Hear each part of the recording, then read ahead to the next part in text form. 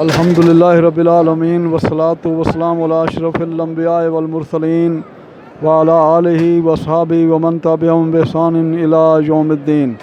اللہ کا عظیم احسان اور انعام ہے کہ اللہ تعالیٰ مجھے ایک بار پھر اپنے گھر کی زیارت کے لیے لے آیا۔ یہ اللہ تعالیٰ کا عظیم احسان اور انعام ہے۔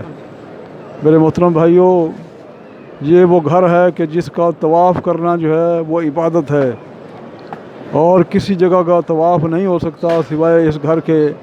اور جو بھی بندہ عمرہ کرنے کے لیے آئے وہ عمرہ ادا کرنے کے بعد نفل طواف جو ہے وہ کرتا رہے۔ یہ نفل طواف کرنا بڑی عظیم عبادت ہے۔ یہاں پر آ کر کے نفل پڑھنے سے زیادہ افضل یہ طواف کرنا ہے۔ اور ایک روایت کے اندر آتا ہے کہ یہ طواف کرنا بیت اللہ کا جو 7 چکر لگاتا ہے اور اس کے بعد پھر 1-2 نفل پڑھتا ہے تو یہ ایک طواف ہوتا ہے پورا۔ ایک طواف کرنا ایک غلام آزاد کرنے کے برابر اس کا ثواب ملتا ہے۔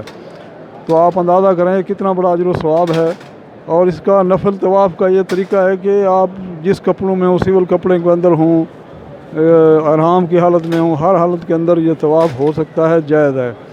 اور طواف کے لیے بھی وہی شرط ہے کہ وضو جو ہے انسان کا وہ شرط ہے، جس طریقے سے نماز کے لیے پاکی شرط ہے، اسی طریقے سے اس کے لیے بھی وضو جو ہے وہ شرط ہے۔ کپڑے بھی پاک ہوں اور وضو بھی انسان کا ہو۔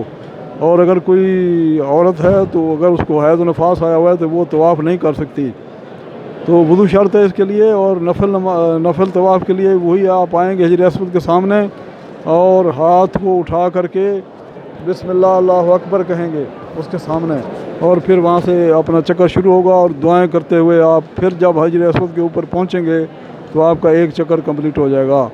تو اس سے پہلے رکن یمانی آتا ہے۔ رکن یمانی کو ہاتھ لگانا جو ہے یہ سنت ہے۔ اگر ہاتھ نہیں لگا سکتا انسان تو اس کو کچھ نہیں کرنا، اسے گزر جانا ہے۔